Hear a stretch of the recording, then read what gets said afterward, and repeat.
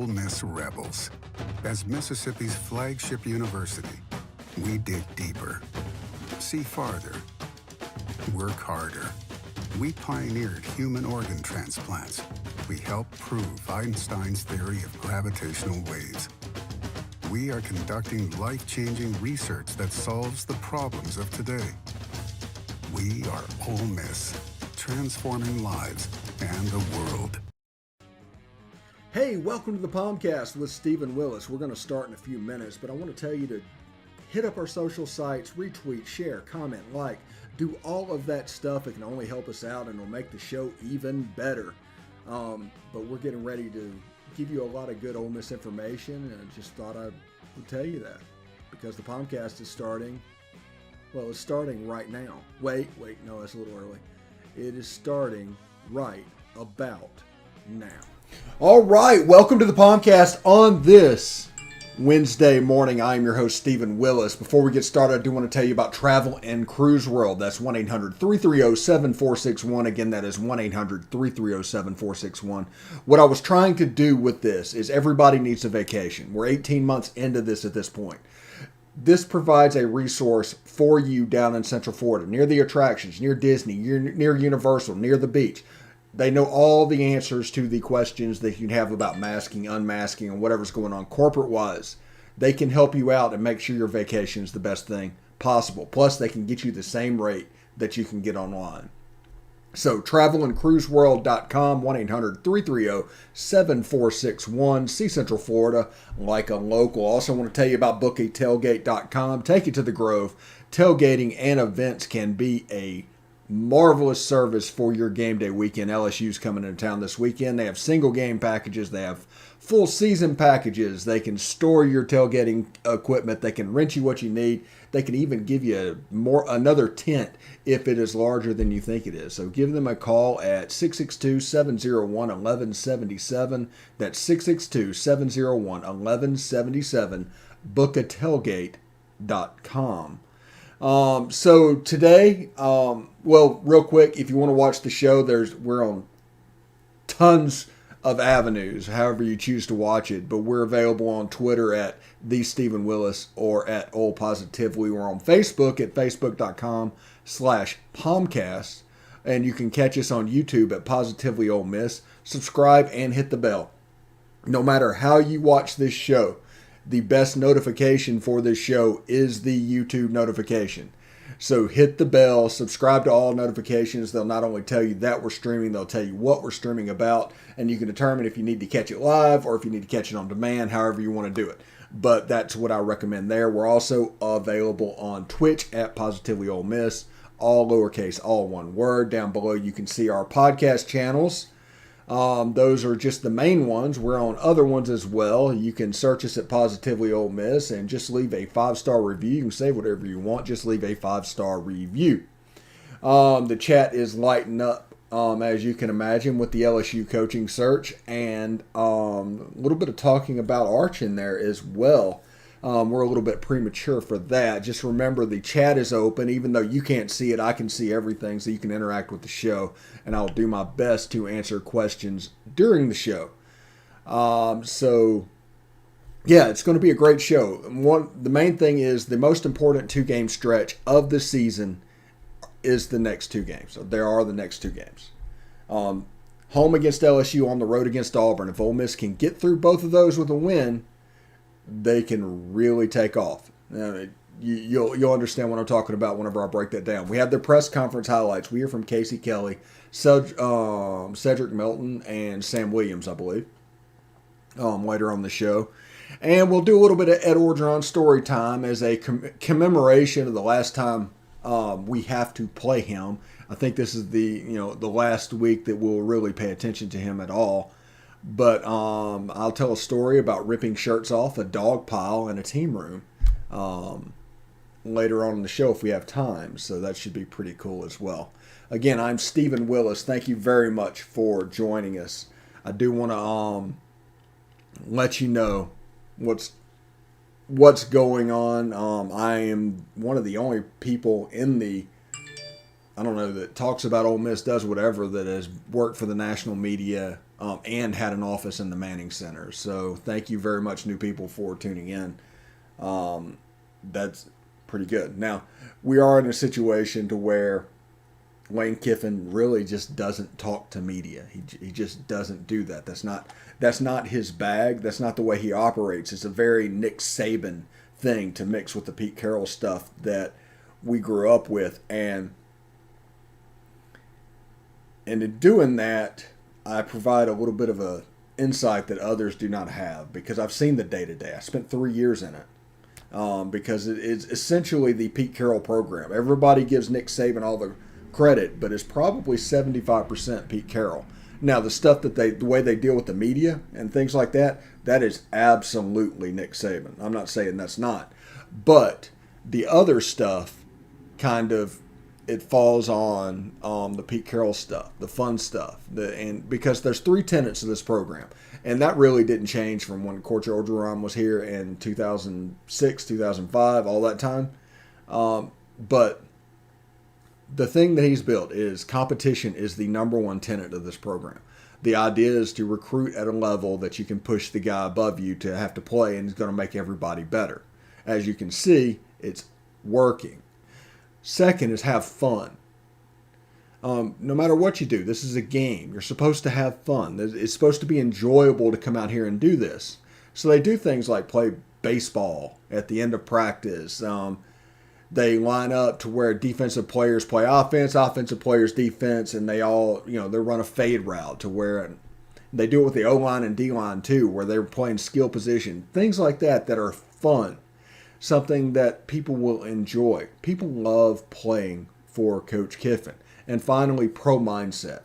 And basically, pro mindset is another word for a thing that we did back in 2005 and 2006 that was just protect the team.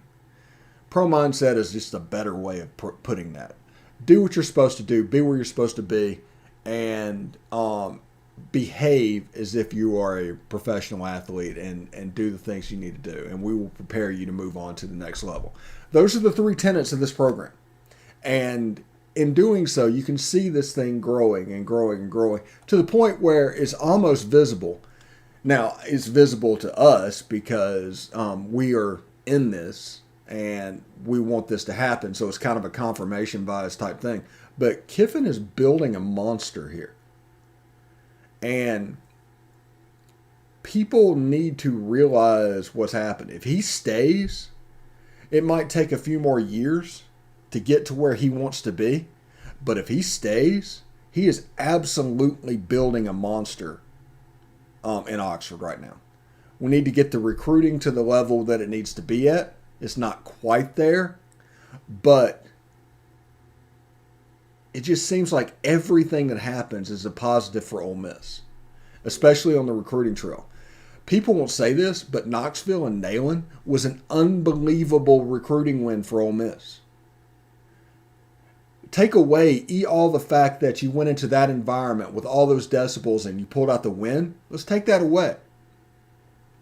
Let's just count on the fact that they did that to you and how you handled it afterwards.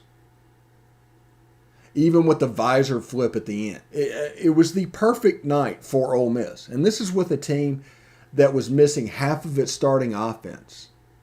The defense had to come through and make play after play after play. Got a win in front of 100,000 people in possibly the loudest stadium that Ole Miss has played in at least 7 years. The only thing closer would be Tiger Stadium in 2014 when we went in there 7-0. That's the only thing I can think of that would be remotely close. So just understand what is happening here. Now, things like go to the game and let's make an atmosphere. That challenge, yeah, that's probably an important challenge because we need to do what we need to do to keep him. He's not just going to stay on his own. He's building a monster here, but he has to be incentivized to stay. Just understand that.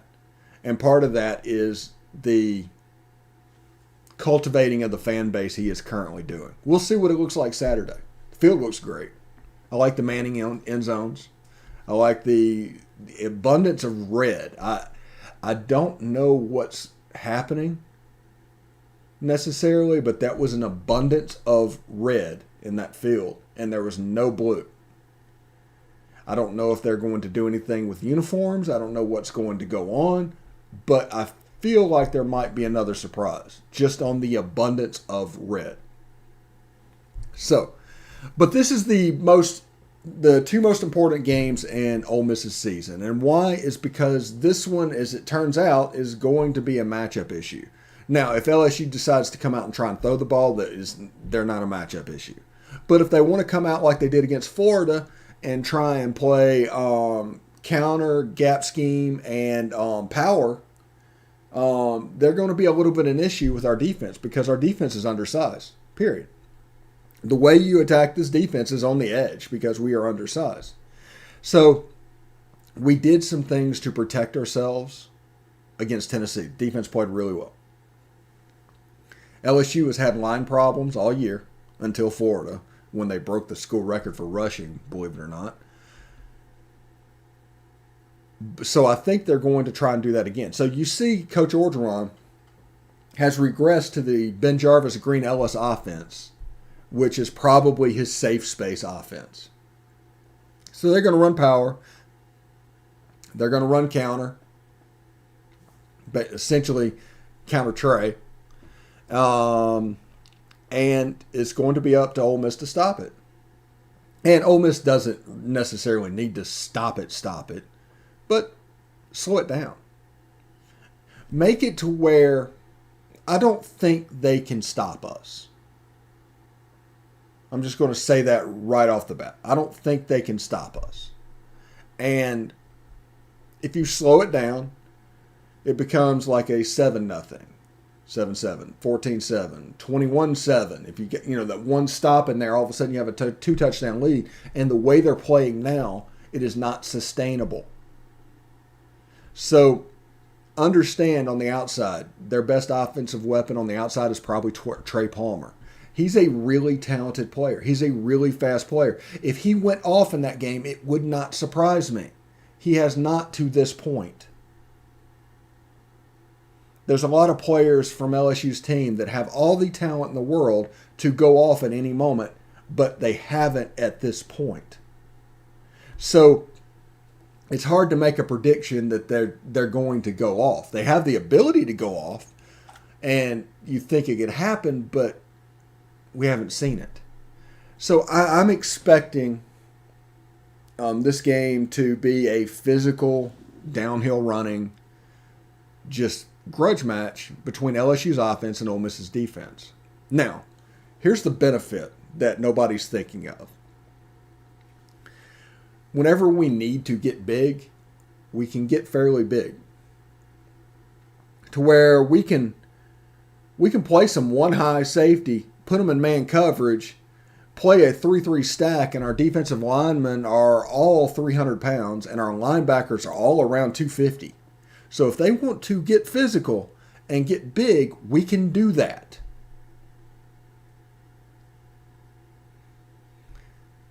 Now the question is, do we need to? Do we need to do that? I don't know. I think it's a game that we have better players, believe it or not. As in this year, better college football players, not necessarily based off talent and potential. As a coach said one time, your potential is going to get me fired. And that happened at LSU. I don't know.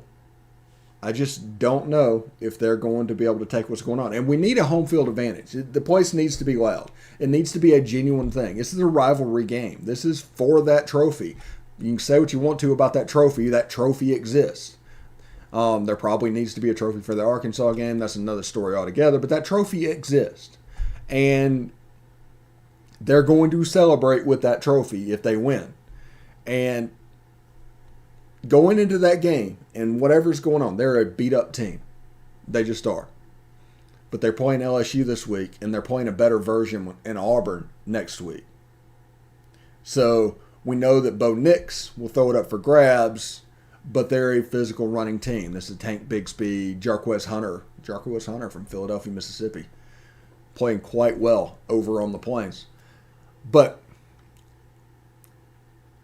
the matchups there, the physical running game, both styles with the defense that we have, and Auburn being specifically on the road. If we get through those games, if we win our next 2 games, we're 7-1 with Liberty, Texas A&M at home, and Vanderbilt at home. The 3-game homestand, and then we close out on the Egg Bowl. Now, there's a chance. A&M's a good team, a really good team, and that's going to be a test. But this 2-game stretch is really the difference between, oh my God, special season and just good season. If we win both these games, if we come out of these games 7-1, with Liberty next, A&M after that, Vanderbilt after that, and no offense, I'm not saying anything negative about Liberty and Vanderbilt. Understand that. Nothing about this. But it does stagger a little bit of get well in there. It isn't backed up to back up. You know, you got Vanderbilt, and then 5 days later you have Mississippi State. Mississippi State's coming off Tennessee State, so it's like us against Nashville at that point. But it is what it is. All right, we've got the press conference highlights coming up. We got, let's see, Casey Kelly, I think Cedric Melton, and Sam Williams. When we come back, we'll do a little story time, and we'll talk a little bit about that game some more. And then we'll do some story time with Coach O and team rooms and dog piles and things like that. Also, before I play this, no POMcast tomorrow. Tomorrow I'm going to the tumor doctor. Everything is fine. Everything's normal. This is just part of the process to do it. But my appointment is at 10 a.m., which means I will not make it back for this show. There will be no updates on injuries. It's all game time decisions. William Roberts asked any updates on our injuries. We need all our wide receivers and tight ends. I think Jonathan Mingo he's the serious one out of the group. Dontario looks like maybe he's going to get a little healthy because he was not healthy last week. They were situationally playing that guy. And Braylon Sanders, they said, is a pain tolerance thing. I'm not expecting Chase Rogers to be back, but another game with Casey Kelly going through that would be beneficial. So it'd be nice to have him back. So, all right, we're going to play the press conference highlights and come back with a little story time. Stick around. Sir, it's been a long road, definitely. But I feel they put me in the right position to do therapy and get to where I need to be to perform on the field. So I feel like I'm back to my abilities and back to where I need to be. Man, I must say it's a totally different ball game than what it was when I played back in high school.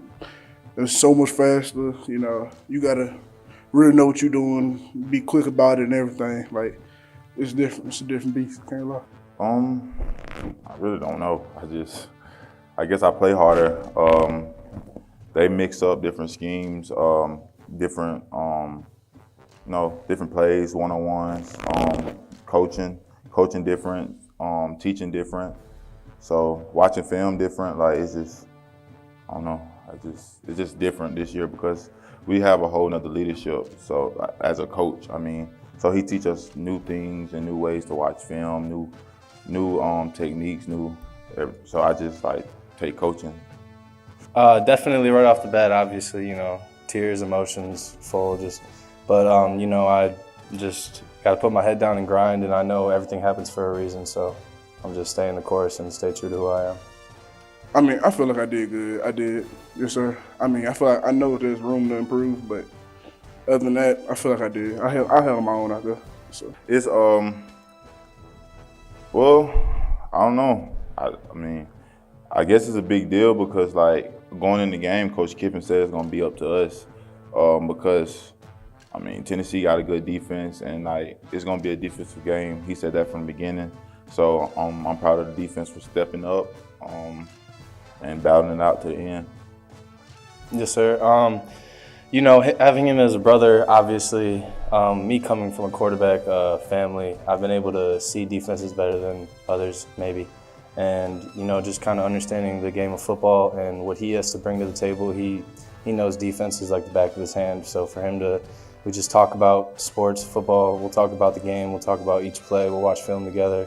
We'll go through each route, each block, and he'll let me know what he sees, and I'll let him know what I see, and kind of just base off each other and just teach each other. Not really. I mean, it's just when you really know what you're doing, it's just like it all just settles in that day or the next day. So it's like it don't really bother me. Film. He taught us how to watch film. Like he taught us how to watch film from the O-lineman feet up. Like first you start at the feet, like how do they sit? How do they like move their feet? Are they on their heels, on their toes? And that really just set up your move. They're on the heels, you go to different power moves. They're on their feet, you go speed moves because they're leaners. And he taught us like different type of O-linemen, like a riser, clamper, puncher, baiter. Like it's so much I can't even explain. I got a whole book of it, like for different different O-linemen and different pass rush moves to go with those O-linemen. Yeah, he's talking about Randall Joyner, by the way, and teaching him how to watch film, talking about from the ground up, the dedication to film viewing and exactly what they need to look for. So that's a pretty cool thing that was really unintentionally gotten from this press conference. So that was pretty cool. So Sam Williams talking about the film, and the sack numbers speak for themselves, and he's obviously doing a good job with it. So in this game, I do expect LSU to come out and run the ball. They think they found something last week, and they might have. So what? But they're going to go out and try and run the ball, and they're going to try and play keep away a little bit from Matt Corral. I think Matt Corral scares them. I think the gamesmanship going into that game will, I don't know, not necessarily affect that game. So you will see a team, LSU is going to try and keep Matt Corral off the field. That's the best defense against Matt Corral. I think John Rice Plumlee is going to have a role playing quarterback Saturday. It's not going to be anything on Matt Corral or anything like that. It's not going to be a big one, but the quarterback run game, I think he will go back and take some direct snaps because they do want to take a little bit of the stress off of Matt Corral running the ball because they do need him to be healthy, especially next week, because next week is a big game. It starts like the accordion games, the up and down games, to where Ole Miss plays Auburn, then they get Liberty, and then they play Texas A&M, then they get Vanderbilt, then they get Mississippi State. So it's like going to yo-yo a little bit towards the end of the season. But these next two games are absolutely huge. Absolutely huge for this Ole Miss football team. Not necessarily for the program, but for this team. Now, if you want to talk about the future of this team, it's also fairly huge. It's just fairly massive. Because if you get past these games and you have really A&M on the schedule, which you should be favored going into that game, believe it or not. And you should be favored over everybody except maybe Auburn at this point. And if you can get that Auburn win and start heading towards 11-1, nothing is off the table at that point. Nothing. Even the playoff is on the table at that point. Remember, they haven't even done the playoff rankings, but Ole Miss needs to win those games. They need to focus. They need to be game by game. This week is a trophy game. First step is to get that trophy back. Now, whatever you feel about that trophy, whatever you feel about it, it doesn't matter. The fact is you want to keep it, and you want it in your trophy case. So the first step is to get that trophy back and then get ready for the physical match on the Plains. Because after that Auburn game, they don't leave the state of Mississippi again. It's an interesting, weird setup, but it is what it is. So, let's see. All right. Story time. Let's see. I think this one was in 2005, I believe. And me and the other video guys went. I was an assistant video guy. Was in the team room for a team meeting, and we all, we're working to. The way it was set up is both computers were somehow being used. I can't exactly remember. It's been 2 decades. Forgive me. But we were both in there. And I think that was Brandon Fairburn as the video coordinator. And Coach O comes in and holds up a football, just holds it up in the air. And then puts the football down and rips off his shirt. Then grabs the football and just throws it on the floor. Now, there's furniture all over this. There's probably at this point close to 100 people in that room. And if everybody remembers the old team room, it was not the biggest place. It's not like it is now. It was pretty cramped being in there. So everybody started fighting for this ball. And honestly, everybody can joke about all they want, but it looked like the South Park, they took our jobs thing. It's just a big mass of humanity, like 6.5 feet in the air, just a pile of people. And then Coach O, you hear his squeaky voice, because he always got squeaky when he got mad. Just yelled for everybody to stop. And it's like, okay. Well, me and the other video guy, A, we had our shirts on, and B, we were not participating in the dog pile because we're grown-ups. And he stopped what was going. And then he took the chance to, 15 minutes after that, to completely dress down me and Brandon for not taking part in the dog pile to recover a fumble with our shirt ripped off. And that is one of the moments that just kind of stuck. Again, we're doing that. It's like, this will not work. This will not be functional in the future. And it wasn't. It absolutely wasn't. But that's an absolute story from inside a team meeting. Tomorrow or Friday, the last one, I will tell you about Coach of the Day. Coach of the Day. And Ryan Nielsen threatening to fight me. That happened as well. So we will talk about that on Friday. And I'll tell you the background that happened in there. So that is pretty interesting. I can probably give you a couple of minutes back today. Thank you very much for tuning in. I hope everybody had a good show, essentially. And I look forward to seeing all y'all Friday. Remember, no show tomorrow. I have medical stuff to happen tomorrow. Tonight, SEC After Dark at 8:30 Central. Tune in for that. Corey and Jeb will join me. Jeb is a Tennessee guy. It'll be interesting to get his perspective on Saturday night as well. And we're working on some other stuff as well.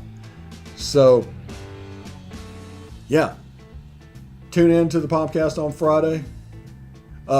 William, he was the defensive line coach under Coach Orgeron at Ole Miss.